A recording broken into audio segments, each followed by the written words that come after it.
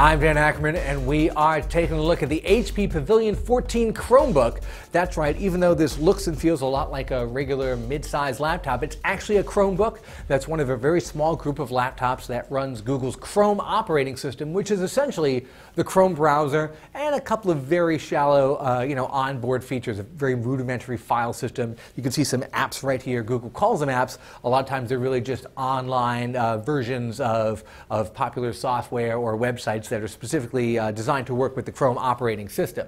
Now, some Chromebooks we've looked at are less expensive, $300, $250. This is $329, and for that you get an Intel Celeron processor, you get 16 gigs of onboard storage, which is not really a lot, but some Chromebooks are also much more expensive. Google has their Pixel version, which is like $1,200 with a big Retina display screen.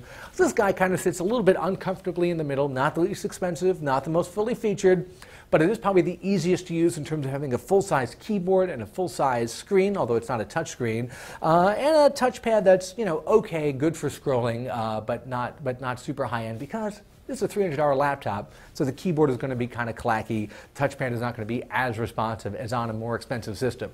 The big question you have to ask yourself moving to a Chromebook is, can I handle having to be online 99% of the time and doing everything through the browser? If you use, let's say, iTunes or Photoshop or very specific apps like that a lot, then this is not the system for you. If you're using Facebook and Twitter and Gmail and Google Docs and other tools that are already online, then there's a much more compelling case to be made. That said, much like netbooks a couple years ago or even tablets, a Chromebook does make a better secondary or travel system than your main one. I think if you're using this as your main laptop every day, you would be kind of frustrated by it. But for $329 for a 14-inch screen and a decent web browsing experience, it could be worth a look as something to take with you on the road. I'm Dan Ackerman, and that is the HP Pavilion 14 Chromebook.